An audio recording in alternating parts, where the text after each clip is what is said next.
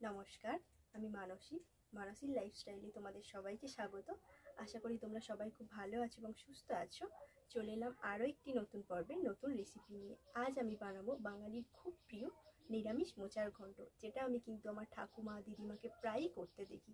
চলো আমি এই মোচার ঘন্টটা কিভাবে বানাই তোমরা কিন্তু প্রথম থেকে শেষ পর্যন্ত দেখতে থাকো। আর যদি ভিডিওটি ভালো লাগে অবশ্যই একটি লাইক করো এবং শেয়ার করো নিজের বন্ধুদের এবং আপনজনদের সঙ্গে, এবং সাবস্ক্রাইব করে পাশে থেকো।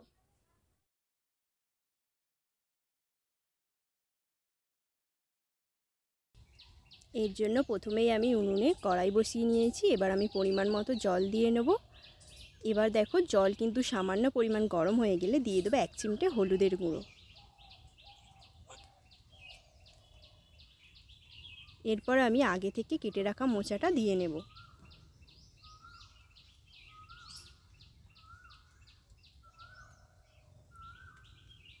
সব মোচা দেওয়া হয়ে গেলে এবার আমি দিয়ে নেব 25 গ্রাম ছোলা, যেটা কিন্তু আমার আগে থেকে ভিজিয়ে রাখা ছিল। দিয়ে আমি 5 থেকে 7 মিনিট ভালো করে সিদ্ধ করে নেব। ততক্ষণ সিদ্ধ হওয়া পর্যন্ত আমি নিয়ে নিয়েছি আদা, এখানে নিয়ে নেব 1.5 চামচ জিরে, 1 চামচ ধনে এবং 1/2 চামচ মৌরি দিয়ে আমি ভালো করে পেস্ট করে নেব। আর নিয়ে নিয়েছি আমি এখানে কিছুটা পরিমাণ নারকেল, যেটাও আমি পেস্ট করে নেব।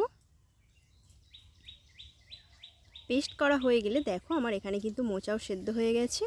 এবার আমি সেদ্ধ করা মোচাটা নামিয়ে নেব, দিয়ে জল ছেড়ে নেব ভালো করে।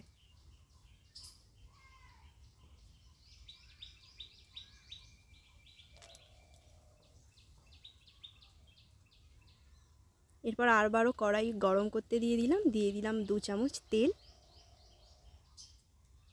আমি এখানে সর্ষের তেল ব্যবহার করেছি, তোমরা চাইলে রিফাইন অয়েলও ব্যবহার করতে পারো। এখন তেল গরম হয়ে গেছে, আমি কিছুটা সবজি দেবো। নিয়েছি পেঁপে, 2টো আলু এবং একটা বেগুন। তোমরা চাইলে আরও অন্য সবজি অ্যাড করতে পারো। এবার দেখো সবজিটা কিন্তু আমি ভালো করে ভেজে নেব।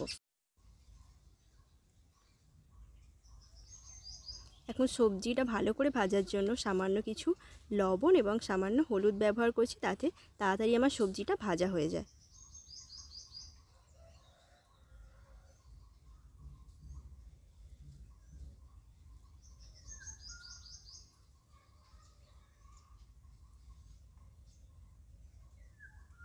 দেখো 5 মিনিট সবজি ভাজা হয়ে গেছে, কি সুন্দর। এবার আমি কিন্তু একটি পাত্রে এগুলোকে তুলে নেব।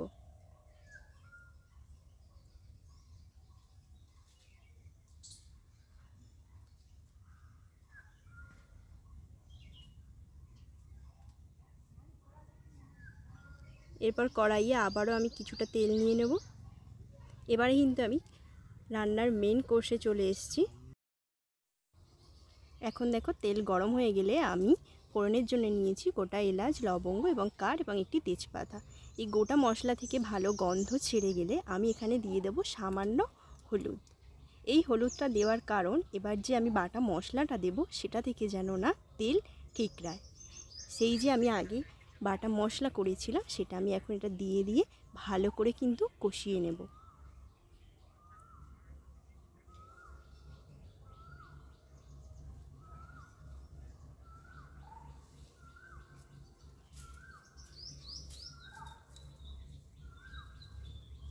দেখো এখন কিন্তু মশলা কষানো হয়ে গেছে, তেলও ছেড়ে গেছে। সামান্য একটু জল দিয়ে আবার আমি এটাকে ভালো করে কষে নেব, যাতে মশলার যে একটা কাঁচা গন্ধ সেটা কিন্তু চলে যাবে।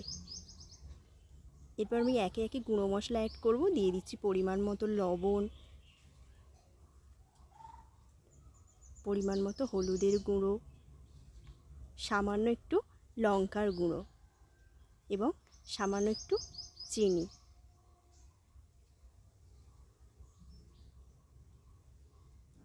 দিয়ে আবারও ভালো করে গুঁড়ো মশলাগুলোকে কষিয়ে নেব। এখন দেখো মশলা কষানো হয়ে গেছে, আমি আবারও একটু জল দিয়ে নিলাম। দিয়ে এবার ভালো করে আমি এটাকে কষিয়ে দেব। এখন মশলা কষানো হয়ে গেলে আগে থেকে সিদ্ধ করা মোচাটা আমি এখানে দিয়ে দেব, এবং আগে থেকে যে আমি সবজিগুলো ভেজে রেখেছিলাম সেগুলোও দিয়ে দেব।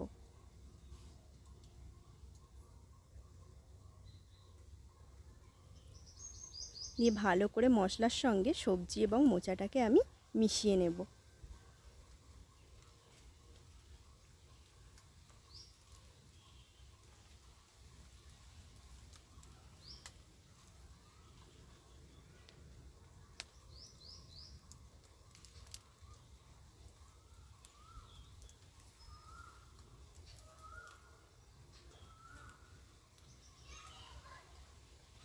এমন কিন্তু 6 থেকে 8 মিনিট ভালো করে কষিয়ে নিতে হবে। এখন দেখো আলুও আমাদের হাফ সেদ্ধ হয়ে গেছে। এবার আমি দিয়ে দেবো আগে থেকে যে নারকেলটা বেটে রেখেছিলাম সেটা। যেহেতু এটা নিরামিষ রান্না তাই একটু স্বাদ পরিবর্তন করতে আমি নারকেল বাটা দিচ্ছি। দিয়ে ভালো করে এখানে মিশিয়ে নিলাম।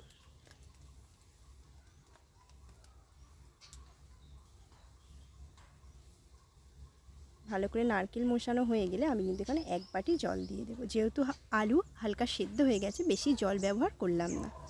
তোমরা তোমাদের পরিমাণ মতো জলটা ব্যবহার করে নিও। যদি সবজির পরিমাণটা বেশি থাকে তাহলে কিন্তু জলটা আরও বেশি দিতে হবে। এবার আমি একটা ঢাকনা দিয়ে দেব। ঢাকনা দিয়ে হতে দেবো 10 মিনিট। 10 মিনিট পরে ফিরে এলাম। দেখো সব কিন্তু আমার ভালো করে সেদ্ধ হয়ে গেছে। আমি দেখিয়ে দিচ্ছি আলুও কিন্তু খুব ভালোভাবে সিদ্ধ হয়ে গেছে। আমরা কিন্তু রান্নার একদম শেষের পর্যায়ে এসে পড়েছি। একটু জলটা মেরে নেব আমি এবং ডাল ঘাঁটনির সাহায্যে কিন্তু ভালো করে সবজিগুলোকে আমি ঘেঁটে নেব। এই ঘাঁটতে ঘাঁটতেই কিন্তু আমাদের জলটা মরে যাবে।